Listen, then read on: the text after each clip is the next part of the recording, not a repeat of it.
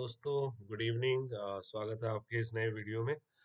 ये वीडियो बनाने में थोड़ा टाइम लग गया मुझे, क्योंकि 2-4 दिन हो गए मैंने कोई नया वीडियो नहीं डाल पाया मैं चैनल में। आप लोगों को पता ही है कि अभी अपने कंट्री का क्या सिचुएशन चल रहा है, वॉर सिचुएशन और बाकी चीज़ें थी, तो मैं इन सब चीज़ों को भी फॉलो करता हूँ।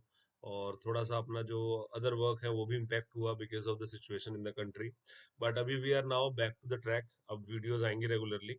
ये जो वीडियो है ये बेसिकली मैंने ये कोशिश किया है आप लोग को बताने का कि जो नए मीशो अकाउंट्स होते हैं, जो न्यू मीशो अकाउंट को आप जैसे अगर आज आप फर्स्ट डे ये चैनल देख रहे हो फॉर एग्जांपल, और आप कुछ ऑनलाइन सेल करना चाहते हो, किसी प्लेटफॉर्म पे अपने आप को ऑर्गेनाइज करना चाहते हो, फॉर एग्जांपल मीशो पे, फ्लिपकार्ट पे, तो किस तरीके से आप अपना अकाउंट डील करो, किस तरीके से आप स्टार्ट करो अपने अकाउंट को, किस तरीके से उसमें लिस्टिंग करनी है, ये सारा हम लोग इस चैनल के थ्रू दिखाने की कोशिश करेंगे आपको। ये 10 डेज का चैलेंज होगा। फर्स्ट डे अकाउंट कैसे सेटअप होते हैं वो सब हम लोग देखेंगे शॉर्ट में। फुल वीडियो आपको दूसरे लिंक पे मिल जाएगा इसी चैनल पे, जहाँ पे आप स्टार्टिंग में कैसे अकाउंट रजिस्टर करते हो, किस तरीके से आपको ओटीपीज आते हैं, कैसे आप बैंक डिटेल ऐड करते हो, सारी इन्फॉर्मेशन उस वीडियो में दी गई है। आप आराम से मेरे चैनल पे आके वीडियो लिस्ट में देख सकते हैं। मैं इस वीडियो में भी वो लिंक डाल दूंगा ताकि आपको ज़्यादा ढूंढना ना पड़े। मैं इस वीडियो को स्टार्ट करने से पहले एक छोटी सी इन्फॉर्मेशन आपको देना चाहता हूँ, बिकॉज अभी मीशो के अंदर कुछ न्यू चेंजेस आ रहे हैं जहाँ पे कुरियर चार्जेस में बहुत इम्पैक्ट पड़ने वाला है। ये लोअर लोअर क्या मतलब लोवेस्ट उसमें चला जाएगा। बहुत ही कम कुरियर चार्ज मीशो चार्ज करने वाला है अपने कस्टमर से। वैसे भी सेलर्स को इतना इम्पैक्ट नहीं पड़ता था, क्योंकि जो भी कुरियर चार्ज है वो आपको एज अ सेलर पे नहीं करना पड़ता है, बट एज अ कस्टमर पे करना पड़ता है। अब आप ही सोचिए, अगर कस्टमर को शिपिंग चार्ज कम लगेगा तो उसको प्राइस, उसको प्रोडक्ट और सस्ता मिलेगा और सस्ते प्राइस में मिलेगा। तो इससे क्या है कि आपके ऑर्डर ग्रोथ की चांसेस और अच्छा हो जाता है। तो मीशो ये सारे चैलेंजेस ले रहा है ताकि वो फ्लिपकार्ट से कॉम्पीट कर सके। हालांकि Flipkart is a totally different level, वो बहुत बड़ी मछली है, और मीशो उस लेवल पे नहीं है। बट फिर भी जो नए सेलर हैं, न्यू सेलर्स हैं, या जो कुछ टाइम से काम कर रहे हैं, उनके लिए मीशो आजकल बहुत ट्रेंडिंग प्लेटफॉर्म है, और आप सभी को मीशो पे ट्राई करना चाहिए। तो स्टार्ट करते हैं इस वीडियो को ज्यादा टाइम ना लेते हुए। फर्स्ट डे चैलेंज होगा ये हमारा। इसके अंदर मैं आप लोगों को दिखाऊंगा 10 दिनों का जो चैलेंज है। तो आज डे 1 से हम लोग स्टार्ट करेंगे, और मीशो के बिल्कुल न्यू अकाउंट में मैं आपको लेके चलूंगा जिसमें भी एक भी ऑर्डर नहीं है। तो चलते हैं सेलर पेज पे फटाफट मीशो के। इस तरीके से आपको नया जो मीशो अकाउंट होता है वो ऐसे दिखता है, जहाँ पे आपको लेफ्ट साइड में आपका home, order, return, pricing, claims, inventory, catalogue, upload, image bulk upload, payments, quality, warehouse, influencer marketing, advertisement, ये सारे टैब्स दिखते हैं लेफ्ट साइड में। राइट साइड में आपके पास आप देखेंगे, अगर आप न्यू सेलर हैं तो आपके कोई ऑर्डर नहीं आए हैं, पेंडिंग में जीरो दिखेगा, रेडी टू शिप में भी जीरो दिखेगा, और शिप्ड में भी जीरो दिखेगा, कैंसल्ड कोई अगर ऑर्डर, क्योंकि नया अकाउंट तो कोई कैंसल्ड भी नहीं हुआ होगा, राइट। तो इस तरीके से ये बिल्कुल ही फ्रेश न्यू अकाउंट है, और इस अकाउंट को हम ग्रो करेंगे। और हम देखेंगे कि डे 2 में हम लोग अपने अकाउंट में लिस्टिंग करना स्टार्ट कर रहे हैं, फिर डे 3 में हम एड रन कर रहे होंगे। इस तरीके से एक 10 डेज का हमने चैलेंज लिया है। और अगर हम किसी अकाउंट को स्टार्टिंग से मतलब जीरो से स्टार्ट करते हैं, तो किस तरीके की स्ट्रेटेजी होनी चाहिए ताकि ऑर्डर ग्रो 10 दिनों के अंदर आपको दिखने लगे। ठीक है। अब जैसे ये सेलर है, क्योंकि ये डे 1 है, मैं आप लोगों का टाइम इसमें वेस्ट नहीं करूंगा कि आप लिस्टिंग अकाउंट कैसे क्रिएट करें, ओटीपी कैसे डालें, ईमेल आईडी कैसे रजिस्टर करें। आज के टाइम पे बहुत सेल्फ एक्सप्लेनेटरी है। आप सीधा गूगल में भी टाइप करेंगे मीशो सेलर अकाउंट, तो वो ओपन हो जाता है। उसके अंदर स्टार्ट न्यू सेलर, और अगर एग्जिस्टिंग सेलर है तो लॉगिन करके भी कर सकते हैं।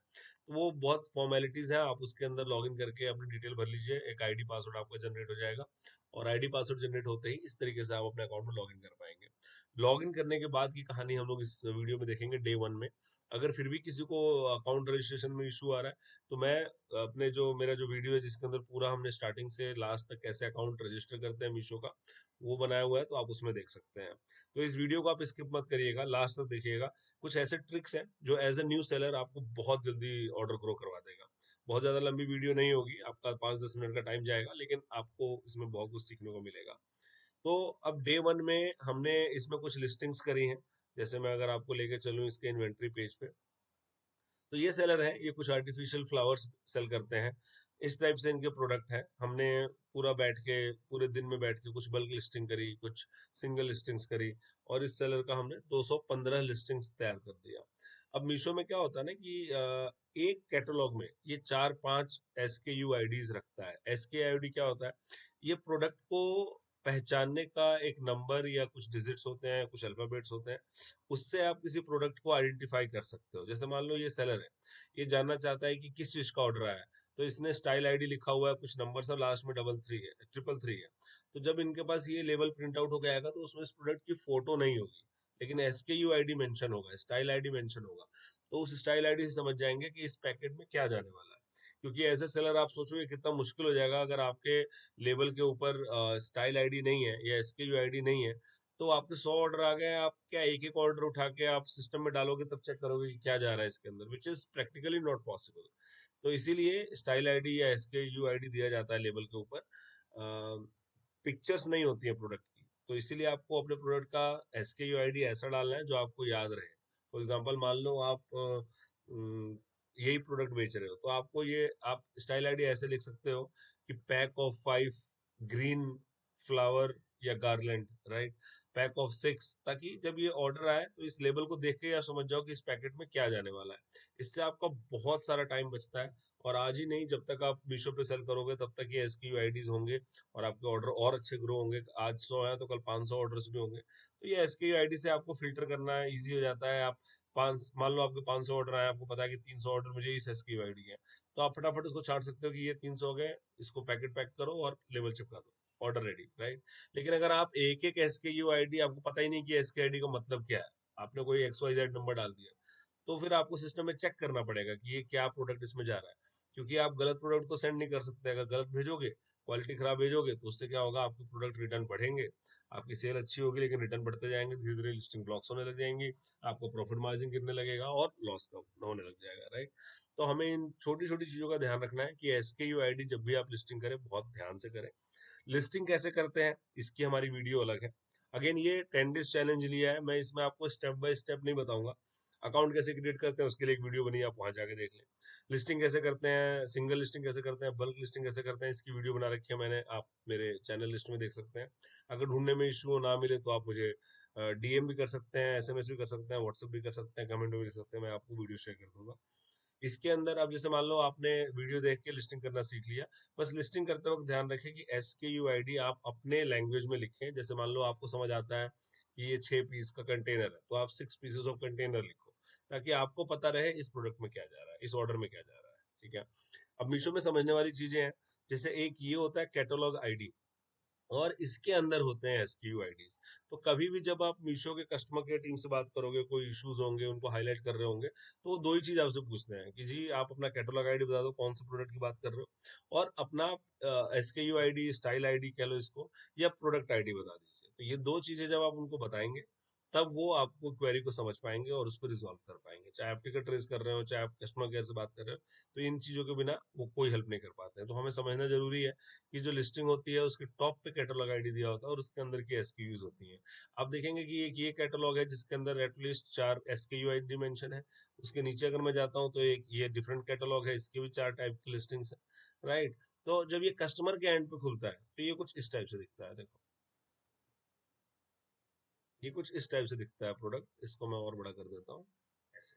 इसके अंदर आप देख सकते हैं कि ये प्रोडक्ट है, इसके ऐसे फ्लावर्स या पत्ते लगे हुए हैं, लीव्स हैं, इस तरीके से इसकी डिटेल्स दी हुई है। देखिए आप कितनी माइन्यूट लिस्टिंग्स है ये, जिसके अंदर एक एक चीज का डिटेल्स है, यहाँ तक ये जो पत्तों का साइज है ये भी इस सेलर ने मेंशन किया है। तो आप ही सोचिए जब किसी सेलर किसी कस्टमर को प्रोडक्ट इतना ज्यादा एक्सप्लेनेटरी मिल जाएगा, तो उस बायर के अंदर कॉन्फिडेंस आ जाएगा और वो आपके ऐड को वेस्ट नहीं करेगा, क्लिक करने के बाद परचेज भी करेगा, बशर्ते अगर आपका प्राइस कंपेटिवली है तो। अभी सेलर का प्राइस थोड़ा सा हाई है बिकॉज डिलीवरी चार्जेस काफी ज्यादा लग रहे हैं इसके अंदर, क्योंकि प्रोडक्ट थोड़ा ये बड़ा होता है। But at the end of the day customer को प्रोडक्ट क्वालिटी यहाँ से बहुत अच्छी दिखेगी, तो ऑर्डर भी इसके पास आएंगे। क्योंकि हर चीज का इन्होंने ध्यान रखा है कि लाइफस्टाइल में प्रोडक्ट कैसे दिखेगा, अगर किसी चीज में आप यूज करते हो तो इसका लुक कैसा आएगा, तो कस्टमर को सब कुछ यहीं से इमेजिन कर लेगा और आराम से ऑर्डर कर देगा। और प्रोडक्ट का साइज भी बहुत क्लियर है, राइट। तो ये इस तरीके से प्रोडक्ट दिखता है, कस्टमर बाय कर सकता है। और मैं वापस आता हूँ सेलर पोर्टल में, यहाँ पे आपकी ये सारी SKU आईडी ग्रुपिंग में होती है। जैसे इस कैटलॉग में ये 4 हो गए, किसी कैटलॉग में 6 होंगे। तो इस तरीके से आप देख सकते हैं कि डे 1 हमारा स्टार्ट हुआ है, हमने 215 लिस्टिंग्स कर ली हैं, और हमारे पास ये ब्लॉग्ड और ये पॉज्ड कुछ नहीं होता है। जैसे बल्क में क्या होता है ना कि जब आप 100 लिस्टिंग करते हो तो 100 एक्टिवेट भी दिखाएगा और 100 लिस्टिंग ब्लॉक में भी दिखाएगा। तो आप परेशान मत होना कि लिस्टिंग कैसे ब्लॉक्स हो गई है, ये कोई उस टाइप का ब्लॉक नहीं है, डुप्लीकेट ब्लॉक्स है। और पॉज्ड ये वो लिस्टिंग्स है जो हमने कर लिया बट सेलर ने बोला कि अभी मेरे पास स्टॉक का इशू है तो आप पॉज कर दो, तो हमने उसको आउट ऑफ स्टॉक करके पॉज कर रखा है। तो मेन मेन हमारा अगर बोले 215 हमारी मेन लिस्टिंग्स है जिसपे हमें काम करना है।